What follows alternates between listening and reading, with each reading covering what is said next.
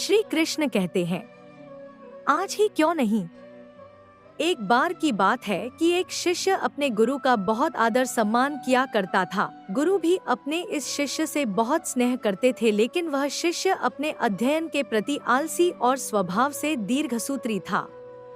सदा स्वाध्याय से दूर भागने की कोशिश करता तथा आज के काम को कल के लिए छोड़ दिया करता था। अब गुरुजी कुछ चिंतित रहने लगे कि कहीं उनका यह शिष्य जीवन संग्राम में पराजित न हो जाए। आलस्य में व्यक्ति को अकर्मण्य बनाने की पूरी सामर्थ्य होती है। ऐसा व्यक्ति बिना परिश्रम के ही फलोपभोग की कामना करता है। वह शीघ्र निर्णय नहीं ले सकता और यदि ले भी लेता है तो उसे कार्यान्वित नहीं कर पाता।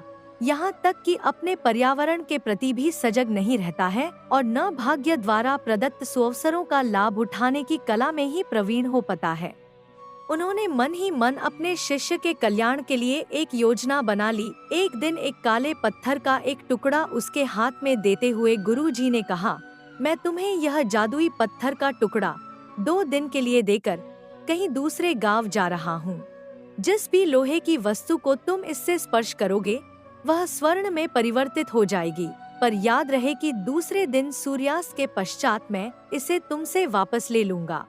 शिष्य इस सुअवसर को पाकर बड़ा प्रसन्न हुआ, लेकिन आलसी होने के कारण उसने अपना पहला दिन यह कल्पना करते करते बिता दिया कि जब उसके पास बहुत सारा स्वर्ण होगा तब वह कितना प्रसन्न, सुखी, समृद्ध और संतुष्ट रहेगा। इतने नौकर चाकर होंगे कि उसे पानी पीने के लिए भी नहीं उठना पड़ेगा। फिर दूसरे दिन जब वह प्रातःकाल जागा, उसे अच्छी तरह से स्मरण था कि आज स्वर्ण पाने का दूसरा और अंतिम दिन है। उसने मन में पक्का विचार किया कि आज वह गुरुजी द्वारा दिए गए काले पत्थर का लाभ जरूर उठाएगा। उसने निश्चय किया कि वो बाजार से लोहे के बड़े बड़े सामान खरीद कर लाएगा और उन्हें स्वर्ण में परिवर्तित कर देगा। दिन बीतता गया, पर वह इसी सोच में बैठा रहा कि अभी तो बहुत समय है, कभी भी बाजार जाकर सामान लेता आएगा। उसने सोचा कि अब तो दोपहर का भोजन करने के पश्चात ही सामान लेने निकलूंगा। पर भोजन करने के बाद उसे विश्राम करने की आदत थी और उसने बजाय उठ के मेहनत करने के थोड़ी देर आराम करना उचित समझा। पर आलस्य से परिपूर्ण उसका शरीर नींद की गहराइयों में खो गया और जब वो उठा तो सूर्यास्त होने को था। अब वह जल्दी जल्दी बाजार की तरफ भागने लगा, पर रास्ते में ही उसे गुरुजी मिल गए।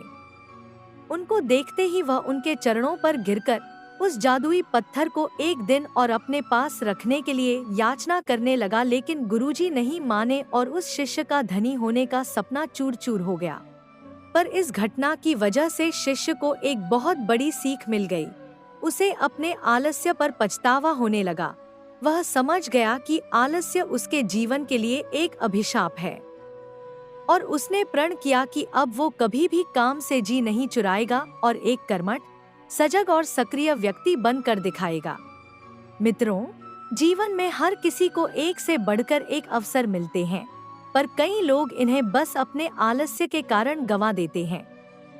इसलिए मैं यही कहना चाहता हूँ कि यदि आप सफल, सुखी, भाग्यशाली, धनी अथवा महान बनना चाहते हैं तो आलस्य और दीर्घसूत्रता को त्याग कर अपने अंदर विवेक, कष्टसाध्य श्रम और सतत जागरूकता जैसे गुणों को विकसित कीजिए। और जब कभी आपके मन में किसी आवश्यक काम को टालने का विचार आए तो स्वयं से एक प्रश्न कीजिए, आज ही क्यों नहीं।